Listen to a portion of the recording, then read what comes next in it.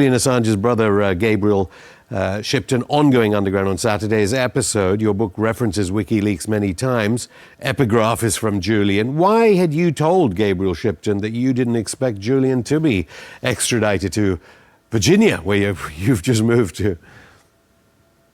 Yes, I did actually see him about, I guess, almost 2 months ago when he was meeting with U.S. officials hoping to get some sort of deal through, which fortunately came to life, came to fruition in the last few weeks, and told him that deep down in my heart, I didn't believe the U.S. political class, the elite that has been split between wanting to drone bomb or draw out this persecution of Assange, and the fear that actually bringing him here would ignite even more of a pro-free speech and pro-Assange movement in the United States.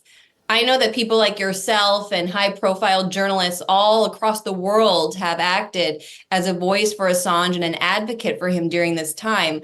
But from the perspective of a U.S. citizen, what I witnessed over the last years as he languished in Belmarsh was the emergence of a movement of just average U.S. people all across, mainly in New York and Washington, who would make their presence known at powerful institutions such as the Biden Justice Department or the Trump Justice Department, for that matter, camping outside of the DOJ. I think it was 2 or 3 years ago, they actually had a birthday party for Julian outside and said that we're here cutting cake in his honor to tell the U.S. Justice Department that we have a constitution here. We have a First Amendment right to free speech.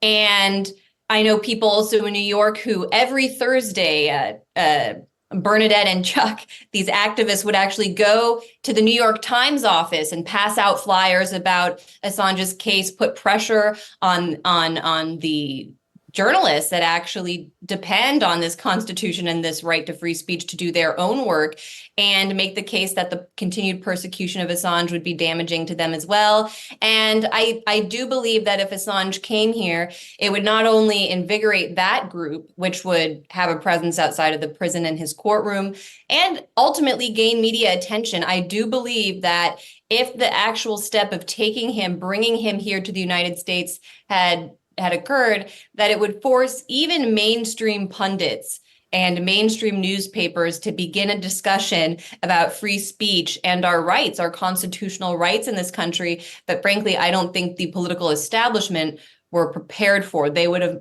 much rather, I think, prolonged his imprisonment in Belmarsh for as long as they could, and let that be the punishment, because they might have to deal with their own public if that trial were to have actually gone through. Yeah, you mentioned drone bomb. Of course, they did get close, though, to killing Julian Assange.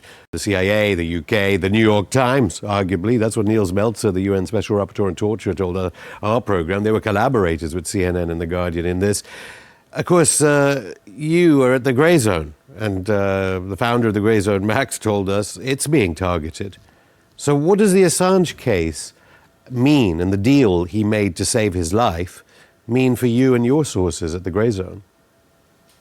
The precedent that this guilty plea sets is definitely concerning for any journalist, because what Julian did is something that all journalists do: collect information from sources and ask for more. So it is not something that I expect, though, to have a chilling effect in the work that we do, because if anything, Julian's example has only served to make all of us stronger. He's such an inspiration for me personally. That's why I put that epigraph in the book, that quote from his: "If wars can be started by lies, peace can be started by truth."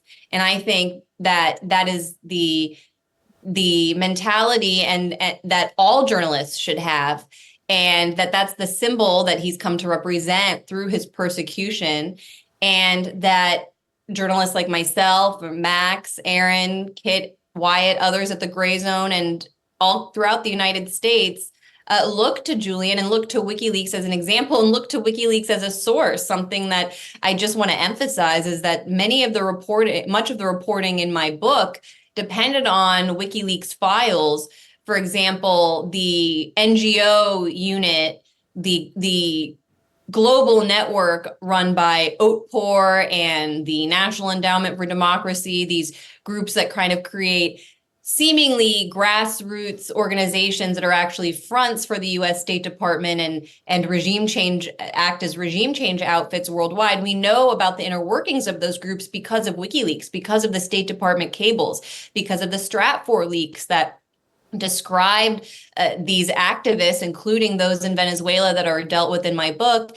as basically running around the world and overthrowing governments that the US doesn't like. And those are direct quotes that we may have known that to be true just from reporting and what we suspected to be true about these groups, but we have quotes and hard evidence of so much because of what WikiLeaks provided us years ago. It's really a trove and a gift that keeps on giving. We can't do with that out it here. In the book, you compare Julian's assassination, the attempted assassinations on Julian Assange, to the case of Alex Saab. Just tell us who Alex Saab is. I understand in the past few weeks he's been appointed to Maduro of Venezuela, President Maduro's investment ministry. Yes, Alex Saab is a Venezuelan diplomat. He's Colombian-born, but early on in the Chavista revolution, while the rest of Colombia's business sector was boycotting Venezuela, essentially, he saw an opportunity and became very close with the government and ultimately ended up winning major contracts to build public housing in Venezuela and then also to provide supplies for the CLAP food program. This is a program that I've witnessed firsthand in Venezuela and is really something that's credited with having curbed the effects of U.S. sanctions at the height of U.S. sanctions or the effects of the Obama administration's national security declaration saying that Venezuela was a national security threat. Sorry to interrupt. Obama tried to starve the population of Venezuela, millions, tens of millions of people. Absolutely, tried to kill because them. that decision immediately cut the Venezuelan private sector and state off from international credit lines and made it very difficult for international shipping companies to go to Venezuela. So there were incredible shortages. People were starving at that time. And so the government actually initiated a program to deliver subsidized food and housing supplies to millions of families across the country. And it tasked Alex Saab, this businessman, with traveling around the world to Turkey and elsewhere to supply products for these boxes. I've seen, for example, Turkish pasta and cooking oil arrive in these boxes at the homes of Venezuelans when I was staying there. And according to an opposition allied economist that I cite in the book, this program really prevented mass famine and starvation in Venezuela. It was a direct intervention in the economy that the Maduro government made in order to basically mitigate the effects of sanctions in this hybrid economic war. And so the United States was not very happy with Alex Saab and this program. Elliot Abrams, the Trump Venezuela envoy, would basically criticize it as an oil for food program or a bribery program to get Venezuelans to vote for the Maduro government. Elliot Abrams, a war criminal in El Salvador for the El Mozote massacre. Yes, indeed. And main character in the Iran-Contra affair, who for some reason ended up running both Venezuela and Iran policy for Trump. Not the best candidate for that job, but I guess it also revealed the criminal nature of the U.S. deep state through his presence in that administration. But so, as part of their war on the Venezuelan people and effort to starve them, the U.S. government eventually cooked up a case, an indictment against Alex Saab, just as they did with Julian Assange. You remember his indictment was kept secret until he was actually in custody where he could be transferred to the United States. And that's what happened with Alex Saab. He was on a trip one day to Iran and stopped to fuel his plane in Cape Verde on the African coast, the West African coast. And because the U.S. and Mike Pompeo, Trump's Secretary of State, writes about this in his memoir, gotten an idea, a word that Saab was going to be landing there, they immediately pressured the government in Praia, in the capital of Cape Verde, to arrest Alex Saab. Even though there was no indictment that he was aware of, there was not even an Interpol warrant. In fact, the ECOWAS court, the court of the region of West Africa, ultimately determined that the Interpol red notice that was used in order to justify his arrest was actually issued after his detention. So the reason that this case compares to Julian's is because not only is this an example of the United States keeping an indictment secret and then them pouncing on a subject once they saw the opportunity, but more importantly, it shows that the U.S. security state views its jurisdiction as applying to the entire planet.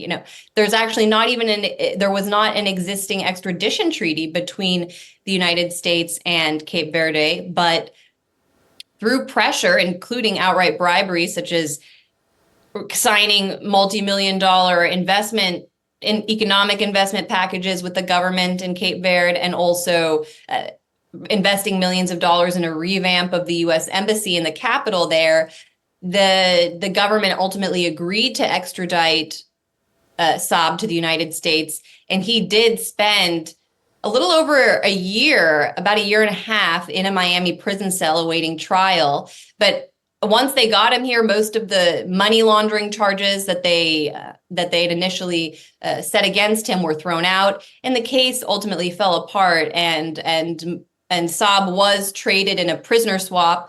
And now he's back in Venezuela, and I guess wasted no time getting back to work. But it was a lesson, because not only should international law, in the sense that the U.S. jurisdiction doesn't apply to Cape Verde, they can't just go in there and arrest somebody where U.S. authorities don't technically have a jurisdiction, but it showed that even diplomatic immunity went out the door when it serves the United States, because Alex Saab was a diplomat. So even if he was guilty of the crimes that they alleged, they had no authority, no right to go after him in the way they did, just as they had no right to go after Julian Assange. One, you were telling me about Trump officials, some of them accused of aiding genocide in their previous incarnations in previous administrations. Oliver Stone, Roger Waters, they endorsed your book. Tucker Carlson endorsed your book. You talk about how you were on his Fox News show, and Donald Trump watched that episode of Tucker Carlson where you explained what was really going on with the secret state, deep state's actions under the Trump administration against Venezuela. Do you think Trump, too, if he's elected in November, will understand that he was being used to destroy Venezuela for other reasons? I think that Trump's instincts on Venezuela and Maduro are actually correct, based on what I read in the memoirs of Trump administration officials. Particularly John Bolton writes about how Trump on multiple occasions would ask to meet with President Maduro and resolve the problem, the crisis with Venezuela directly, and that he was actually skeptical about Juan Guaido, didn't want to issue the initial recognition of Guaido as president under his name, but was ultimately convinced to do so by Mike Pence, who held a phone call with Guaido the night before and was apparently taken by him. And Bolton, for whatever reason, was present for that phone call and really driving this coup policy. But Bolton complains that Trump kind of just wanted to settle this, and he kind of eventually saw Maduro as acting as a tough cookie. Those were the words that the Washington Post, I believe, put out there around the same time that Tucker had that conversation with me that I also write about in the book, during which he explained that Trump told him that he understood that Bolton was crazy on Venezuela, and that if he listened to him on everything, he would be in World Wars I, II, and III.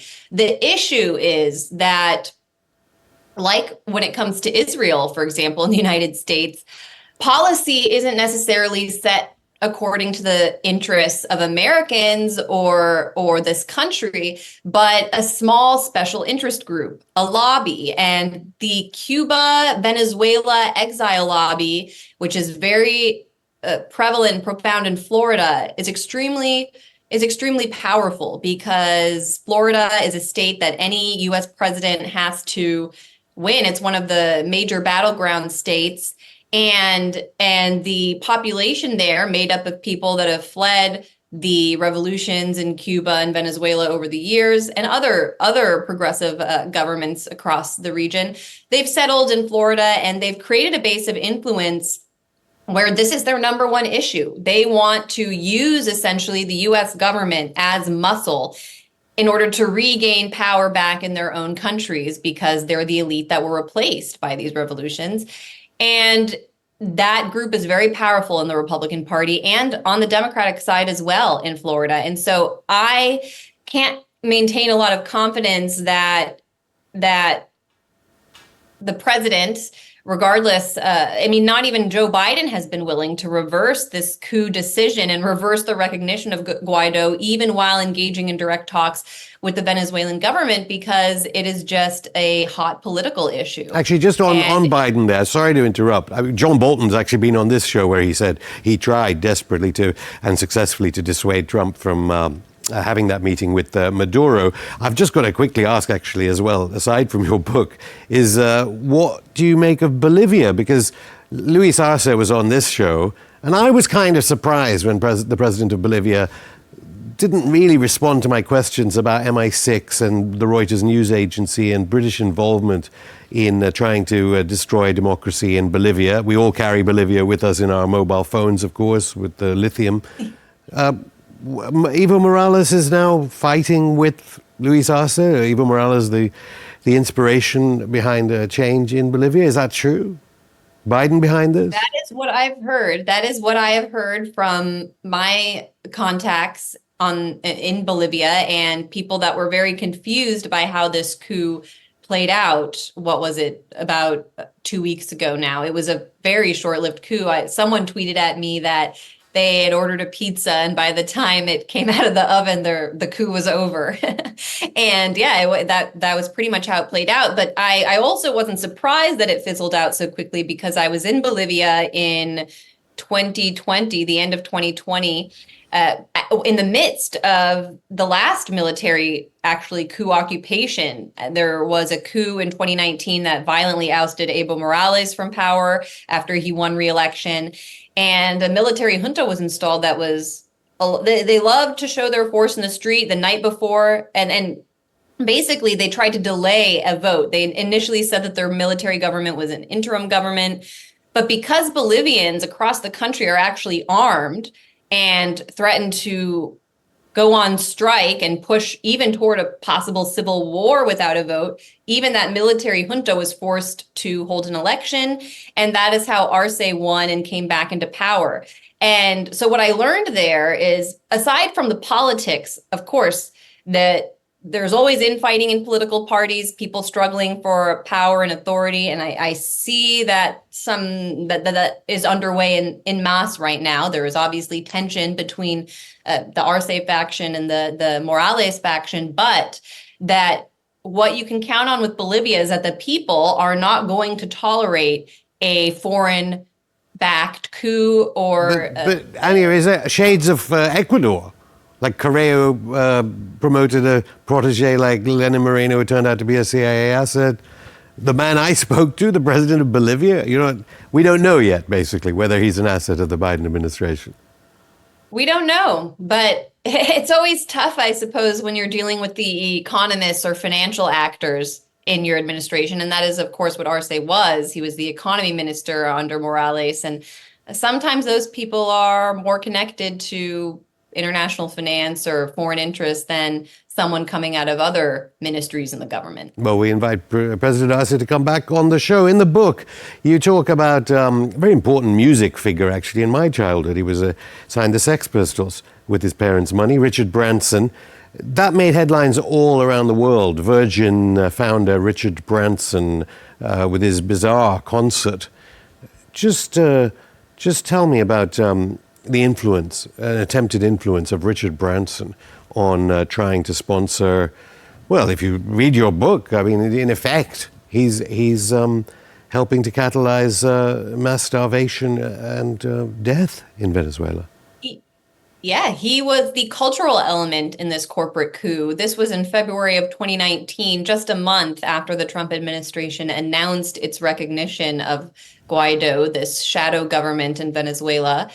And part of the threat that came down afterwards were for a while, and I was in Venezuela at the time, it seemed as if actual war between the US and Venezuela could break out because the United States, citing the humanitarian crisis in the country that the US government had actually exacerbated through its sanctions policy and driven through its sanctions policy. And I think I make that case pretty clearly in the book, why US sanctions and financial policy are to blame for Venezuela's crisis. Didn't prevent the US from, yes, turning around and saying, because of the starving Venezuelans, we're going to compile all this humanitarian aid on the border in Colombia.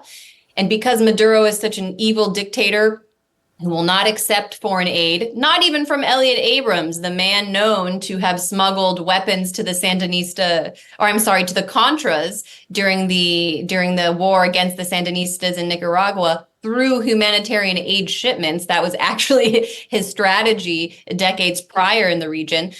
So Maduro is such an evil dictator, he won't accept our aid, so we're going to push it across the border with U.S. military trucks. And this was a very tense time when the U.S. military had a presence all across Venezuela's border with Colombia. And it would have just ended there if not for Richard Branson. He made it a much bigger cultural and international event by holding this concert in Cucuta, in one of the poorest regions of Colombia, actually, where people were quite in need of humanitarian aid themselves. It just happened to be a U.S. ally state, so nobody cared. And he convened this massive stadium or stage and paid for major artists from South America to perform there for what I kind of say was like a Coachella for the US's regional instruments, their tools. All of the US allied presidents in the region and Luis Almagro, then Secretary General of the Organization of American States, all came to this concert. And it got coverage in Rolling Stone and Billboard magazine and all of these newspapers that probably would have paid no attention to the situation in Venezuela if not for Branson's act there. But it didn't come without criticism. Roger Waters did a great job mocking Branson at the time, basically saying this billionaire doesn't actually care about anybody. He's just essentially acting as a tool of U.S. and transatlantic hegemony and empire there. The book is full of bizarre, Luis Almagro, as you say, who a former Honduran minister, strange turnarounds. Michelle Bachelet, a hero during the US-backed dictatorship in Chile. Strange turnarounds. We don't really understand why. The culpability you run in your book is between Boris Johnson, Moody's agency, Univision, the mouthpieces at CNN, BBC, Reuters, Wall Street Journal, Bloomberg. People have to read the book to see the whole list. But I just want to finally say why you say in the book that Putin's belated move to save the people of Donetsk was somehow decisive in saving Venezuelans. What on earth has a war in Europe costing hundreds of thousands of Ukrainians got to do with the saving of lives in Venezuela? This is a very clear illustration of the follies of U.S. imperial overconfidence, because under Trump, in order to pressure the Venezuelan people into recognizing its shadow government that the U.S. had installed, Juan Guaido, Trump actually banned the sale of Venezuelan oil in U.S. markets. And this was a relationship that had gone back almost a century since the discovery of Venezuelan oil. We've had entire pipelines and an infrastructure built, oil refineries here in order to pump Venezuelan oil into U.S. gas stations. And at the time, Venezuela was supplying roughly 7% of U.S. oil imports. And overnight, when that ban came down, Russia's share of the U.S. oil import market jumped 7%. And I show that graph in my book. It's inverse. So the suggestion there to me is that Russia was perhaps buying the Venezuelan oil and selling it back to us, which is a ridiculous example of how our policy fails.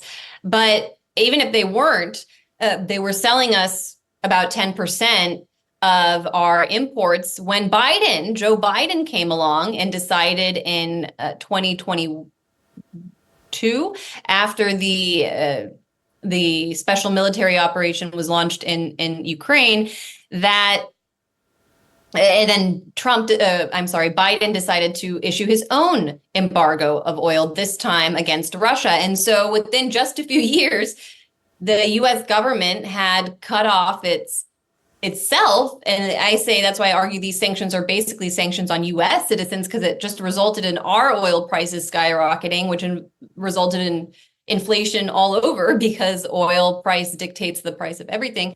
And so Biden panicked and actually went on to Venezuela, sent a team there to begin direct talks with the Maduro government. And as I said, even though they haven't reversed the decision to recognize a fake government in Venezuela, they did begin easing some sanctions, which now they slap back when they feel like it for political reasons. Well, that's something to watch out for anyway at the negotiations on Wednesday. We'll have to have you back as the story continues and it influences perhaps November's election. Who knows? Anya Parampil, thank you. Thank you, Afshin.